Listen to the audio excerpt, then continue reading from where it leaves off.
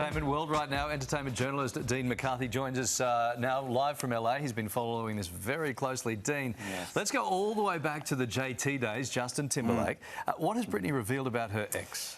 Oh my goodness, the most famous relationship in music ever. It was one chapter of her life, but multiple chapters in this book. It actually starts out very dark, guys. She actually reveals that she fell pregnant while she was dating Justin Timberlake and that she actually had an abortion. And she goes on to say that he did not feel ready to become a father, but if it was just up to her, that she would have actually continued with the pregnancy, which is obviously very heartbreaking to hear. She also goes into detail in the book about the actual abortion and then actually shares some more details about their split. Now, we all remember when Justin wrote those songs about how she cheated on him, he made a ton of cash from it. We never really heard much from her. She has revealed in the book that it was actually he that cheated on her first, twice actually, and when they finally broke, it was through a text message. He broke up with her in a text message. Who breaks up with Britney Spears via text? Well, my goodness. Justin Timberlake Brutal. does.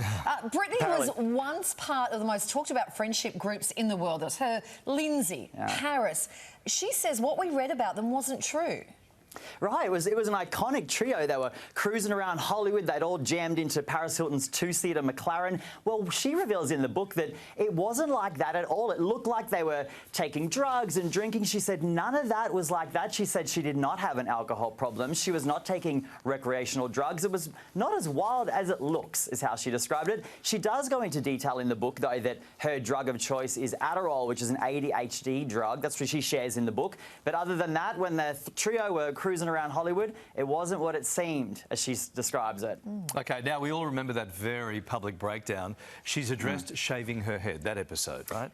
Yes, yeah, she actually says that she was just in such a dark space. She said her favourite aunt passed away, her husband had left her, her children had been taken away from her, and she was hounded by the paparazzi in a way that we had never seen and we've still never really seen. And she just said she was at her lowest point and she wanted to push back and rebel, is how she described it. She said her family were literally scared of her when they saw her with the shaved head, and it was just a really dark time in her life. You know, it was hard to watch, really, wasn't it? Yeah, to be a bystander and see all that unravelling. She writes about how she found out about the Free Britney movement.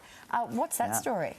This is really fascinating. So something that people don't realise about Britney Spears during the conservatorship, she didn't actually have access to media. I know that's hard to imagine and even believe, but she didn't really know what was going on in the outside world. So she was at a rehab facility here in Beverly Hills, right? She was watched 24/7, as she describes it. She couldn't even have a bath without being watched. She couldn't go anywhere. And during her time in the rehab facility, one of the nurses actually showed her a video of a person wearing a Free Britney t-shirt and then people in the streets chanting Free Britney. It was actually the Free Britney movement that gave her a huge amount of confidence, and she describes it as one of the best things she'd ever seen. So it kicked off her crusade to get free. Okay, so we saw a little earlier that audition tape from The Notebook, and that's resurfaced online after so many years. Yeah. But in the book, Britney talks about some movie roles that she actually regrets not saying yes to.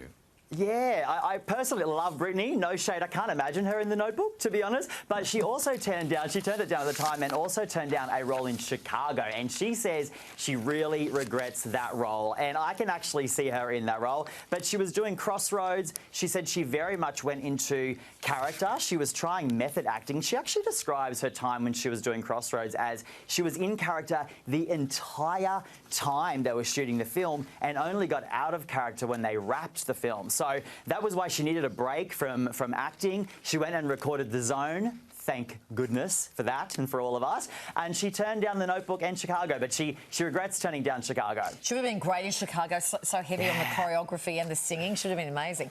Britney's sister just competed on Dancing with the Stars in America. It's still going. But she was voted out very early. Now, to many, Jamie Lynn, that's Britney's sister, is still sort of public enemy #1.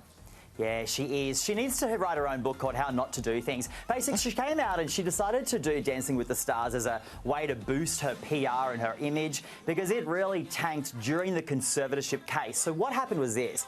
When the conservatorship went public and there was lots of press about it, Jamie Lynn rushed out, wrote her own book, that Britney describes as hurtful and outrageous. Does her own book, tried to cash in on it. She went and did a Call Her Daddy podcast interview. She went and talked to everyone she could. And now Britney is finally getting the chance to share her side of the story. And Britney says that she was very hurt by Jamie Lynn's expedited book. And the PR stunt to do Dancing with the Stars didn't go so well. I think she was the first one off or the second one off, yeah. So the public, very early, not into it. Yeah.